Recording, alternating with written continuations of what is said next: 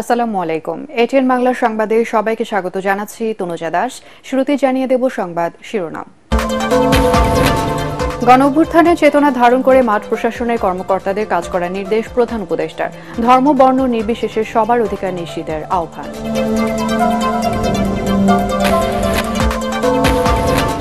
সরকার বা আদালত নিষিদ্ধ না করলে আগামী নির্বাচনে আওয়ামী লীগের অংশ নিতে বাধা নেই জানালেন সিইসি।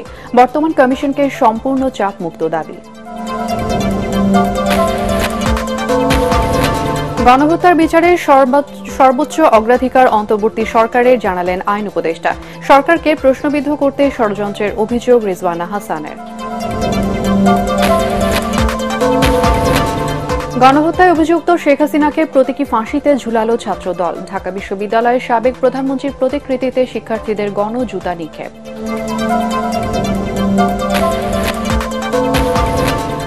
এবং বিদায়ী বছরে যুদ্ধের দামামা, অভ্যুত্থান, নির্বাচন আর প্রাকৃতিক দুর্যোগে টালমাটাল বিশ্ব। দেশে দেশে সংঘাতে মৃত্যুর মিছিল, যুদ্ধের বলি নিষ্পাপ শিশুরা।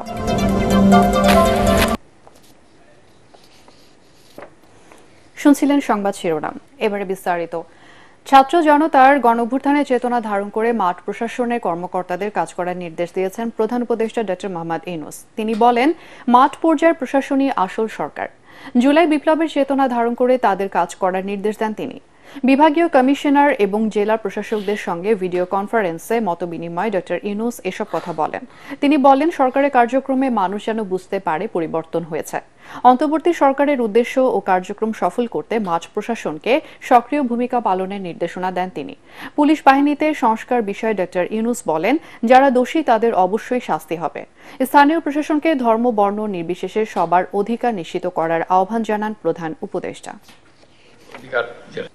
আমাদের বিরুদ্ধে একটা প্রচারণা চলছিল, কিছু কিছু মানুষের অধিকার নিশ্চিত করতে পারছে না, তারা অধিকার বঞ্চিত হচ্ছে। আমরা এখন নিশ্চিত করতে চাই যে আমরা এটা ভুল, আমরা সবার অধিকার, তার ধর্ম নির্বিশেষে আমরা নিশ্চিত করতে চাই। সংখ্যালঘুদের অধিকার বলে আলাদা অধিকার থাকার দরকার নেই। আমরা যে নাগরিক অধিকার, সেই অধিকারটা প্রতিষ্ঠিত করতে পারলেই আমরা এই কাজে সফল হয়ে গেলাম।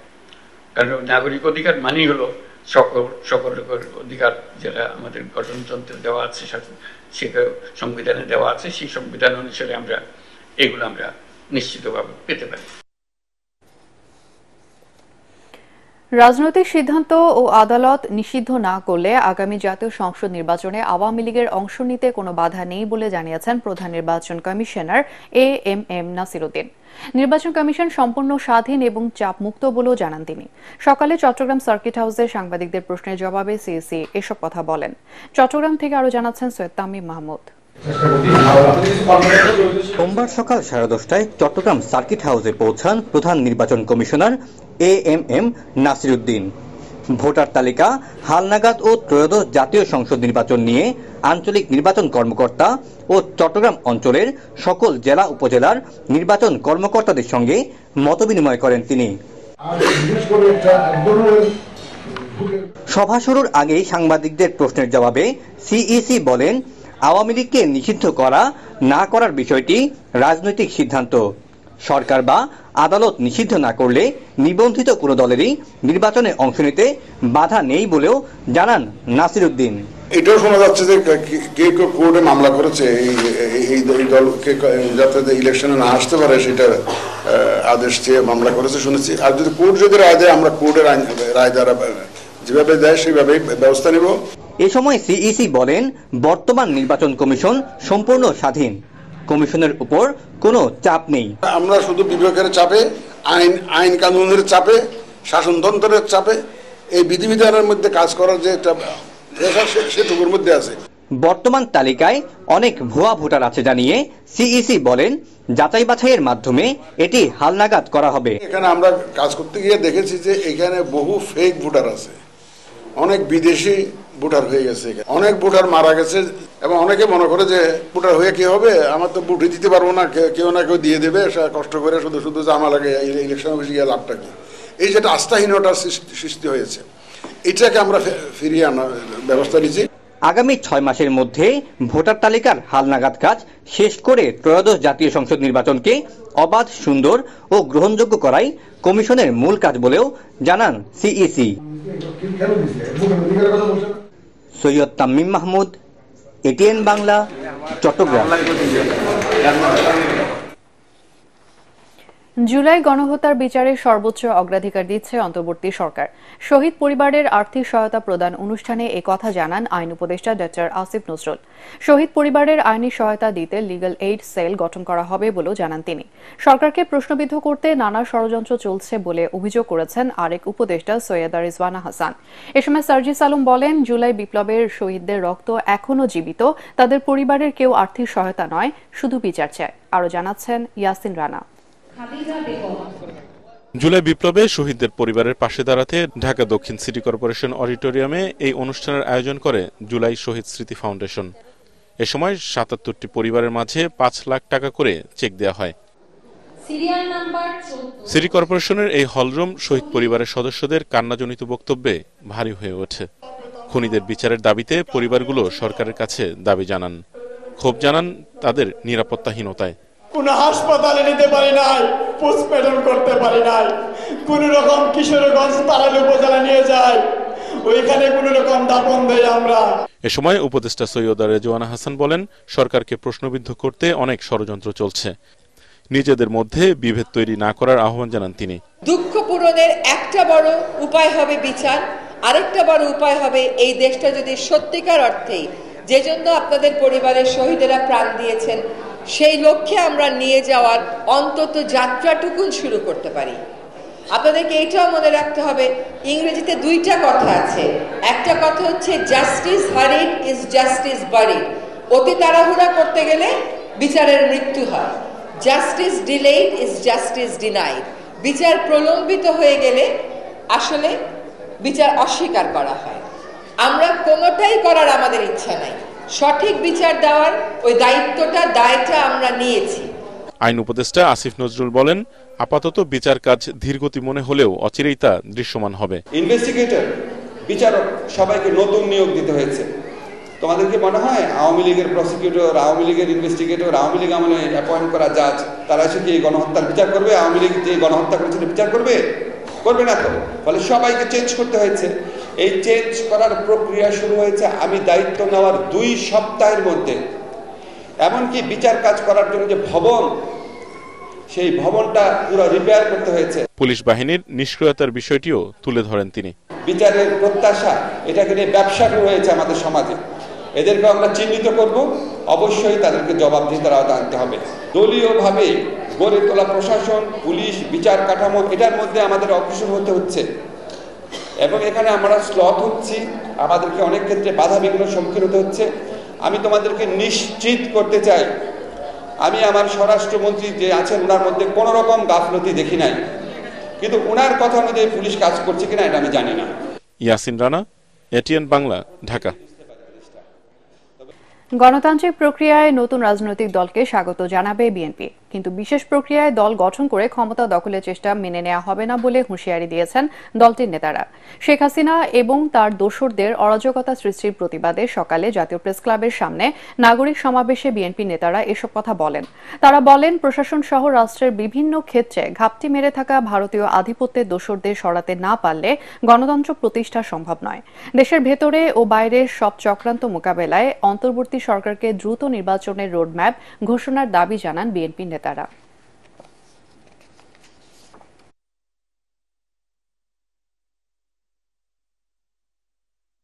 দল যে কেউ গঠন করতে পারে, নির্বাচনও যে কেউ করতে পারে, কিন্তু দল গঠনের নামে একটি বিশেষ পরিস্থিতি সৃষ্টি করে ক্ষমতা দখল করার যদি স্বপ্ন দেখে তাহলে আপত্তি। নির্বাচনী রোড ম্যাপ ঘোষণা করুন, তা না হলে যে কোনো ষড়যন্ত্রের যদি আপনি শিকার হন, মানুষের ছিনতাই করা ভোটের অধিকার যদি ফিরে না আসে তাহলে কিন্তু দায় দায়িত্ব আপনার উপরেই চলে আসবে।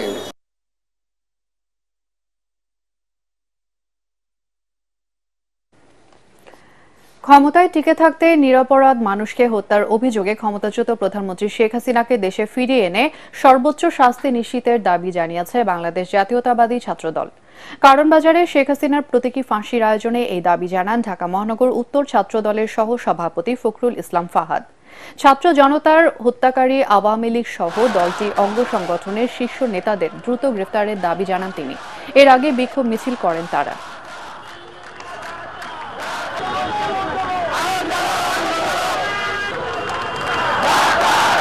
পুলিশের মাত্র ২৬ জন কর্মকর্তাকে অ্যারেস্ট করা হয়েছে। ২,০০০ মানুষকে নিহত এবং ৩০,০০০ মানুষকে আহত কে ২৬ জন করছে না। আপনাদের মাধ্যমে আমি বলতে চাই, ছাত্রলীগ, যুবলীগ, স্বেচ্ছাসেবক লীগ, আওয়ামী লীগের কোন শীর্ষ নেতৃত্ব এখন পর্যন্ত অ্যারেস্ট নাই।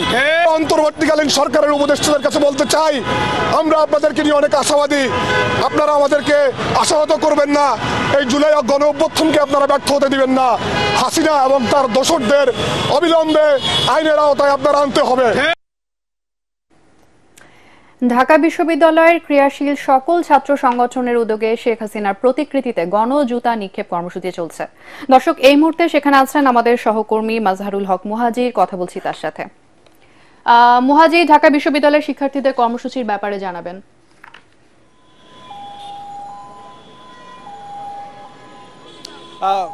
তনুজা, আপনি যেমনটা বলছিলেন যে ক্রিয়াশীল সকল ছাত্র সংগঠন, ঢাকা বিশ্ববিদ্যালয়ের এখানে ছাত্র দল, বৈষম্য বিরোধী আন্দোলন সহ সকল ক্রিয়াশীল ছাত্র সংগঠন বলতে এখানে সব স্তরের ছাত্র প্রতিনিধিদের আসলে বলা হয়েছে। এবং আমি এখন যে জায়গাটায় দাঁড়িয়ে আছি রাজু ভাস্কর্যের সামনে, এবং আমি যদি আপনাকে দেখাই যে মেট্রো রেলের যে পিলারে শেখ হাসিনার ছবি ছিল, সেটা গত ৩ আগস্ট ছাত্র জনতার তোপের মুখে পড়ে যেটাকে আসলে কালি দেয়া হয়, জুতা নিক্ষেপ করা হয়, সেই জায়গাটিকে এখন ছাত্র জনতা বলছে ঘৃণাস্তম্ভ।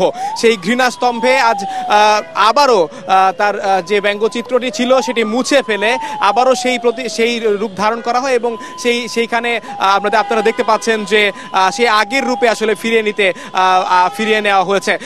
তনুজা, আপনাকে আরেকটা বিষয় জানিয়ে রাখি, মূলত এই আয়োজনটি করা হয়, আসলে এই আয়োজনটি একটা ক্ষোভের বহিঃপ্রকাশই ছিল। গত পরশু এখানে ঢাকা বিশ্ববিদ্যালয়ের যিনি প্রক্টর ছিলেন তার নির্দেশে এই মেট্রো রেলের পিলার সহ আশেপাশের যা ছিল তা আসলে মুছে ফেলা হয়, এবং সেই জায়গা থেকেই সেই ক্ষোভ থেকেই কিন্তু তৎক্ষণাৎ ঢাকা বিশ্ববিদ্যালয়ের শিক্ষার্থী যারা রয়েছেন, বৈষম্য বিরোধী ছাত্র আন্দোলন নেতা যারা রয়েছেন, তারা মিলে এরকমভাবে শেখ হাসিনার একটি ব্যঙ্গচিত্র আঁকেন। তারপর আসলে সিদ্ধান্ত হয় যে সেই ব্যঙ্গচিত্র মুছে ফেলে, যেহেতু এটা জুলাই আন্দোলনের একটা অন্যতম স্মৃতি ধারণ করে, সে কারণে তারা আবারও সেই আগের রূপে ফিরিয়ে নিয়ে যায় শেখ হাসিনার ছবিকে। এবং আপনারা দেখতে পাচ্ছেন যে ঠিক আগের মতোই কিন্তু সেই জুতাগুলো রয়েছে, এবং আজ বেলা 1টা থেকেই এখানে ছাত্র জনতার একটা উপস্থিতি আমরা দেখতে পেয়েছি। সব মহলের মানুষ অংশগ্রহণ করেছেন, সবাই এখানে আসছেন, জুতা নিক্ষেপ করছেন, এবং সবাই কিন্তু আসলে বলছেন যে স্বৈর শাসকের দিন শেষে কর্মফলটা এরকমই হয়। এবং আরেকটা বিষয় যদি আপনাকে জানিয়ে রাখি যে এখান থেকে কিন্তু প্রক্টরের পদত্যাগের দাবি উঠে আসছে। এখান থেকে তনুজা, যিনি প্রক্টর ছিলেন তিনি যদিও দুঃখ প্রকাশ করেছেন এটার সাথে তিনি সম্পৃক্ত, এটার জন্য তিনি দুঃখ প্রকাশ করেছেন, কিন্তু এখানে যারা ছাত্র প্রতিনিধি যারা রয়েছেন তারা কিন্তু বলেছেন যে প্রক্টরের লজ্জা হওয়া উচিত এবং প্রক্টরের অবিলম্বে পদত্যাগ করা উচিত। তনুজা, এই ছিল এখন পর্যন্ত ঢাকা বিশ্ববিদ্যালয় থেকে আমার কাছে সবশেষ তথ্য। মুহাজির, আপনাকে ধন্যবাদ। সংস্কারের কারণে নির্বাচন পিছিয়ে যাওয়ার কোনো সম্ভাবনা নেই বলে জানিয়েছেন সংবিধান সংস্কার কমিশনের চেয়ারম্যান অধ্যাপক ডক্টর আলী রিয়াজ। জাতীয় ঐক্য ও সংবিধান সংস্কার নিয়ে এটিএন বাংলার আয়োজনে ইস্পাহানি মির্জাপুর শুভরাত্রি আলোচনা অনুষ্ঠানে অংশ নিয়ে তিনি একথা জানান। অন্যদিকে এটিএন বাংলার পরিচালক বার্তা হাসান আহমেদ চৌধুরী কিরণ বলেন, সংস্কার ও নির্বাচনকে মুখোমুখি করে জাতীয় ঐক্য যাতে বিনষ্ট না হয় সেদিকে অন্তর্বর্তীকালীন সরকার, রাজনৈতিক দল ও ছাত্র নেতৃবৃন্দকে সজাগ থাকতে হবে। বিস্তারিত জানাচ্ছেন খায়রুল ইসলাম। কারো মধ্যে আশা, কারোর মধ্যে হতাশা, নানা কিছু। কিন্তু জাতীয় ঐক্য ও সংবিধান সংস্কার নিয়ে এটিএন বাংলার আলোচনা অনুষ্ঠান ইস্পাহানি মির্জাপুর শুভরাত্রিতে অংশ নেন সংবিধান সংস্কার কমিশনের চেয়ারম্যান অধ্যাপক ডক্টর আলী রিয়াজ। তিনি সংবিধান সংস্কারের নানা দিক নিয়ে আলোচনা করেন, বলেন ফ্যাসিবাদ যাতে আর ফিরে না আসে সে বিষয়ে সবাইকে ঐক্যবদ্ধভাবে কাজ করতে হবে। রাষ্ট্রীয় আনুকূল্যে এদেশে লুট হয়েছে এবং এটা এক পরিবার যুক্ত ছিল, ব্যাংকের টাকা লুট করা হয়েছে, উন্নয়নের নামে টাকা লুট করা হয়েছে। এটা হচ্ছে ক্লেপ্টোক্রেসি।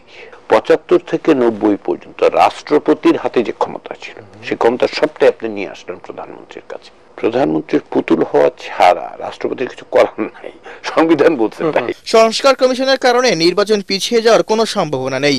২০২৫ সালে নির্বাচনের যে আশ্বাস রয়েছে সে পথেই এগিয়ে যাচ্ছে সংস্কার কমিশন বলেও জানান ডক্টর আলী রিয়াজ। অধ্যাপক ইউনূস তো একটা পথ তৈরি করে দিয়েছেন যে আমরা কবে করব। ওনার সরকার ২০২৫ সালের ডিসেম্বরের মধ্যে করতে চান, যদি প্রয়োজন হয়। যদি প্রয়োজন যদি হবে না কখন, উনি কিন্তু এটাও বলেছেন কখন হবে না যখন রাজনৈতিক দলগুলোর মধ্যে, সমাজের মধ্যে কিছু ঐকমত্য তৈরি হবে। এগুলি আলাদা আলাদা ভাবে আছে, এগুলিকে সকলে মিলে এসে একটা জায়গায় দাঁড়াতে হবে। দাঁড়ালে নির্বাচন তো করতে হবে। নির্বাচন ছাড়া তো আপনার কেউ তো নির্বাচন হবে না বলছে না।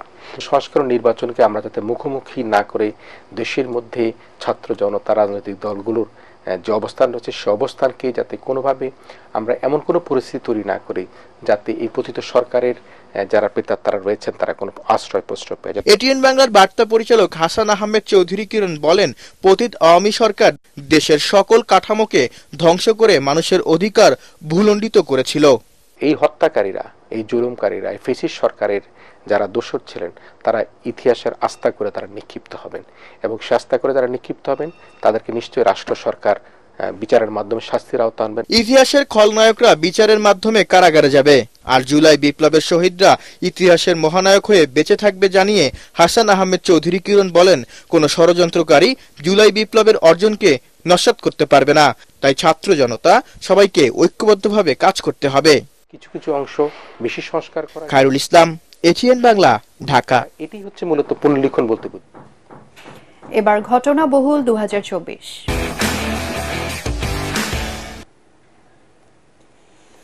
ঘটনাবহুল ২০২৪-এ প্রাণঘাতী যুদ্ধের দামামা, অভ্যুত্থান, নির্বাচন, মূল্যস্ফীতি আর প্রাকৃতিক দুর্যোগে টালমাটাল ছিল বিশ্ব। অস্থির বিশ্বে বছর জুড়েই ছিল না স্বস্তি কিংবা শান্তি। ক্ষমতা দখলের লড়াইয়ে মানুষই হয়েছে মানুষের বড় শত্রু। দেশে দেশে সংঘাতে মৃত্যুর মিছিল। গাজা ও লেবাননে যুদ্ধের বলি নিষ্পাপ শিশুরাও। কোথাও আবার গণ অভ্যুত্থানে গদিচ্যুত হয়েছে দীর্ঘদিনের স্বৈরশাসক। ২০২৪ সালে বিশ্বজুড়ে ঘটে যাওয়া কয়েকটি আলোচিত ঘটনার কথা জানাচ্ছেন শরীফুল ইসলাম। বছরের প্রথম অঘটনের শুরু জাপানের ভূমিকম্প দিয়ে। বিভিন্ন দেশ যখন বর্ষবরণের আনন্দে মেতে ওঠে তখনই প্রকৃতির রুদ্র রোষে পড়ে সূর্যোদয়ের দেশ জাপান। বছরের প্রথম দিনেই ৭.৬ মাত্রার ভূমিকম্পে বিধ্বস্ত হয় দেশটি। প্রাকৃতিক বিপর্যয়ে প্রাণ হারায় শতাধিক মানুষ। লাগাতার নাশকতার মধ্যেই ৮ ফেব্রুয়ারি পাকিস্তানে অনুষ্ঠিত হয় জাতীয় নির্বাচন। কারাগারে বসেই আমজনতার জন্য বিশেষ বার্তা দেন প্রাক্তন প্রধানমন্ত্রী ইমরান খান। ভোটের ফলাফলে সবচেয়ে বেশি আসনে জয় পান তার দল পিটিআই সমর্থিত প্রার্থীরা, কিন্তু একক সংখ্যাগরিষ্ঠতা না থাকায় সরকার গঠন করে শাহবাজ শরীফের দল। প্রধানমন্ত্রী হিসেবে শপথ নেন শাহবাজ শরীফ। রাশিয়া ইউক্রেন যুদ্ধের ২ বছর ছিল ২৪ ফেব্রুয়ারি। ২০২২ সালের ওই দিনে ইউক্রেনে বিশেষ সামরিক অভিযান শুরু করে রাশিয়া। প্রাক্তন সোভিয়েত সদস্যভুক্ত দুই দেশের মধ্যে শুরু হয় প্রবল যুদ্ধ। লড়াইয়ে কয়েক হাজার সেনা ও বিপুল অস্ত্র খুইয়েছে মস্কো। দীর্ঘ সময় ধরে লড়াই করে সংকটে পড়েছে ইউক্রেনও, কিন্তু থামেনি সংঘাত। একের পর এক সামরিক প্যাকেজ ঘোষণা করে বন্ধু ইউক্রেনের পাশে রয়েছে আমেরিকা। ১৬ ফেব্রুয়ারি প্রাণ হারায় পুতিনের ১ নম্বর শত্রু অ্যালেক্স নাভালনি। রুশ কর্তৃপক্ষের দাবি স্বাভাবিক মৃত্যু হয়েছে দেশটির বিরোধী নেতার, কিন্তু পুতিনের বিরুদ্ধেই হত্যাকাণ্ডের অভিযোগ তোলে নাভালনির পরিবার।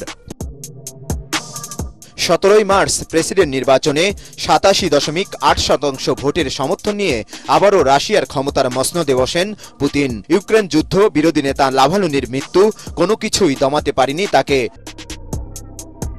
১ এপ্রিল সিরিয়ার দামেস্কে ইরানের দূতাবাসে ক্ষেপণাস্ত্র হামলা হয়। এজন্য ইসরায়েলকে দায়ী করে তেহরান। লাগাতার সতর্ক বার্তার পর ১৩ এপ্রিল ইসরায়েলের ভূখণ্ডে একের পর এক মিসাইল ছুড়তে শুরু করে ইরান। ছড়িয়ে পড়ে তৃতীয় বিশ্বযুদ্ধের আতঙ্ক। 7 মে ফিলিস্তিনের স্বাধীনতাকামী সংগঠন হামাসকে খতম করতে দক্ষিণ গাজার রাফায় ঢুকে পড়ে ইসরায়েলি ট্যাঙ্ক বাহিনী। শুরু হয় অভিযান। এরপর থেকেই সোশ্যাল মিডিয়ায় ট্রেডিং হয় অল আইজ অন রাফা। ইসরায়েলের সঙ্গে দূরত্ব বাড়ে আমেরিকার।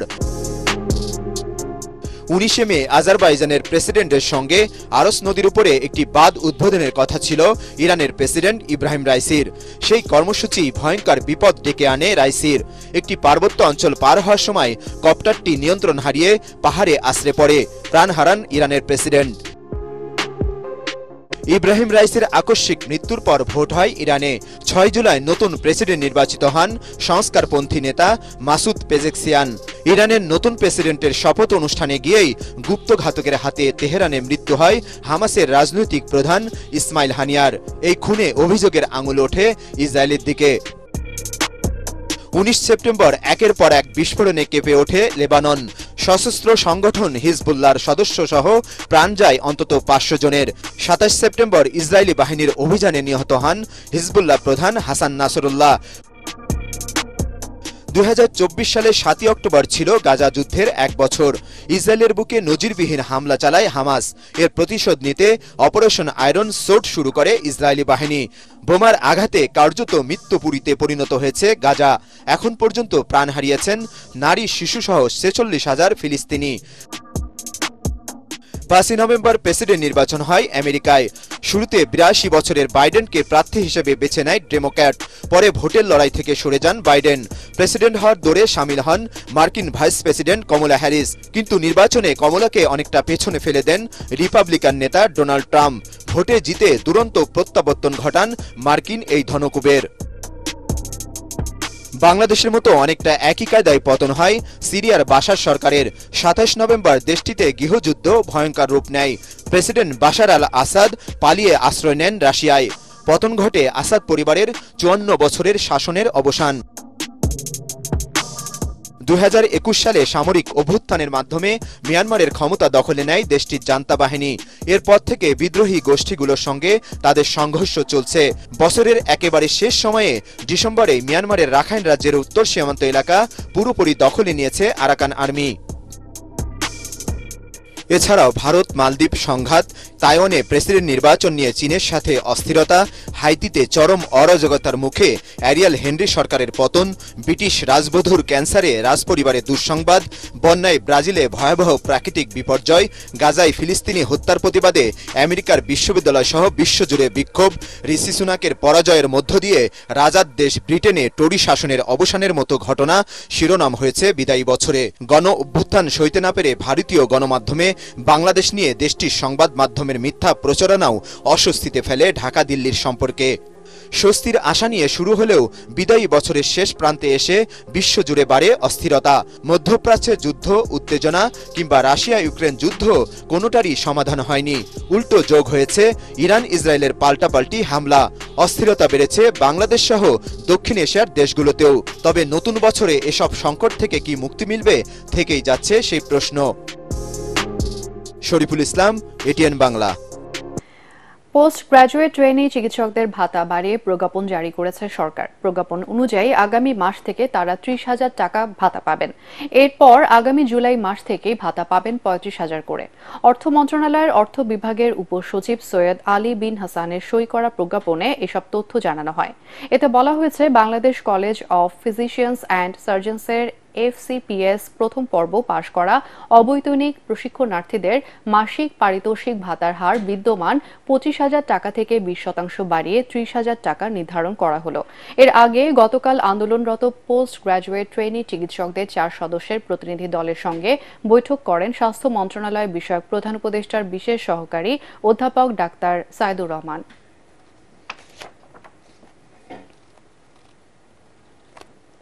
এবারে আল আরাফা ইসলামী ব্যাংক অর্থ সংবাদ।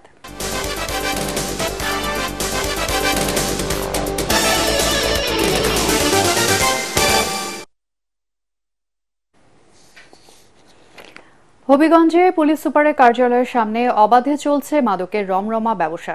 স্থানীয়দের অভিযোগ, ফেন্সিডিল, ইয়াবা, হেরোইন, গাঁজার বিক্রির অন্যতম স্থান শহরের 2 নম্বর পুল। বিগত 16 বছরে জায়গাটি মাদক বিক্রির বড় ঘাঁটিতে পরিণত হয়েছে। এর সাথে কিছু পুলিশ সদস্য জড়িত বলে অভিযোগ এলাকাবাসীর। তবে এই অভিযোগ অস্বীকার করে ব্যবস্থা নেয়ার আশ্বাস দিয়েছেন জেলা পুলিশ সুপার। এবার সন্ধানী লাইফ ইন্স্যুরেন্স আন্তর্জাতিক সংবাদ।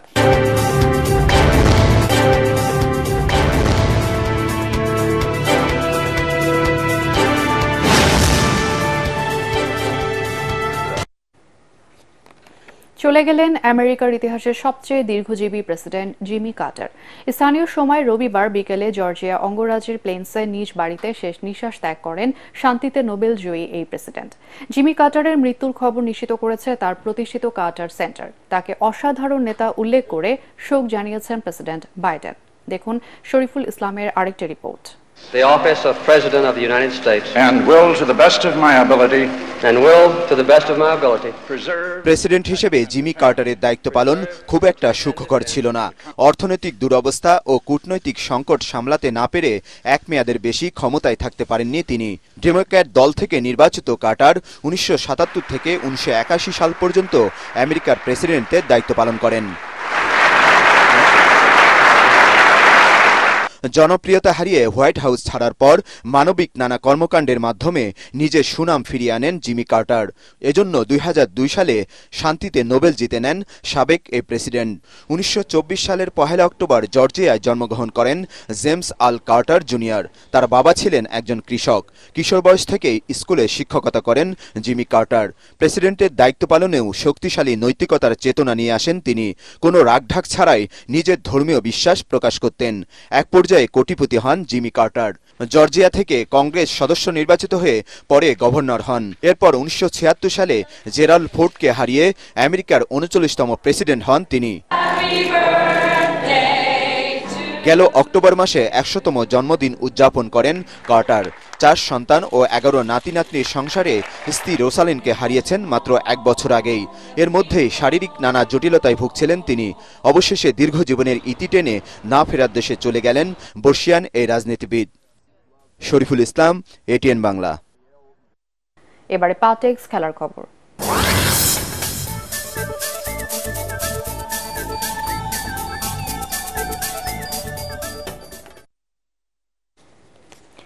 বিপিএল এর উদ্বোধনী দিনের টিকিট না পেয়ে মিরপুর স্টেডিয়ামের সামনে তীব্র ক্ষোভ জানিয়েছেন দর্শকরা। এক পর্যায়ে গেট ভেঙে তারা ঢুকে পড়লে পুলিশ লাঠিচার্জ করতে বাধ্য হয়। চাহিদা তুঙ্গে থাকায় বিসিবি জানায় অনলাইনে এবং মধুমতি ব্যাংকের নির্দিষ্ট শাখায় টিকিট পাওয়া যাবে, কিন্তু দর্শকরা জানান মধুমতি ব্যাংকে গিয়েও সেই টিকিট পাচ্ছেন না। এতে ক্ষুব্ধ দর্শকরা স্টেডিয়ামের সামনে ভিড় করেন। বিভিন্ন স্লোগান দিয়ে স্টেডিয়ামের মূল ফটকের গেটের সামনে জড়ো হন। ধাক্কাধাক্কির এক পর্যায়ে গেট ভেঙে যায়। এরপর উত্তেজিত জনতা স্টেডিয়ামের ভেতরে ঢুকে পড়লে লাঠিচার্জ করে পুলিশ।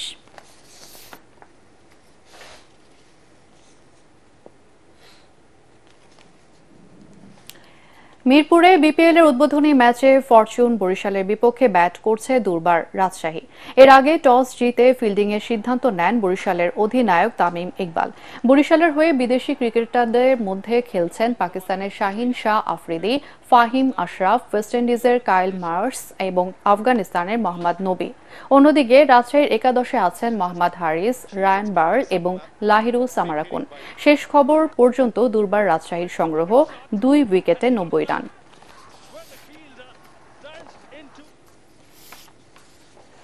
শেষ করার আগে সংবাদ শিরোনাম আরও একবার।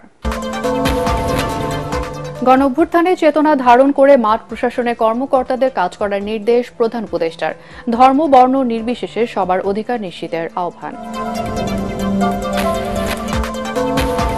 সরকার বা আদালত নিষিদ্ধ না করলে আগামী নির্বাচনে আওয়ামী লীগের অংশ নিতে বাধা নেই জানালেন সিএসি।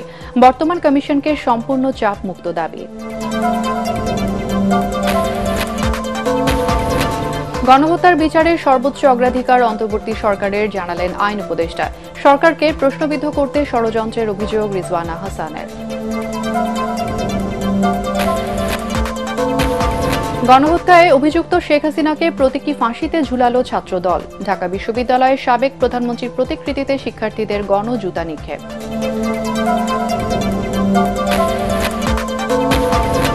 এবং বিদায়ী বছরে যুদ্ধের দামামা, অভ্যুত্থান, নির্বাচন আর প্রাকৃতিক দুর্যোগে টালমাটাল বিশ্ব। দেশে দেশে সংঘাতের মৃত্যুর মিছিল, যুদ্ধের বলি নিষ্পাপ শিশুরাও। আর এই ছিল এখনকার সংবাদ। আমাদের এটিএন বাংলার সংবাদ ইউটিউবে দেখতে ব্রাউজ করুন youtube/ATN Bangla News।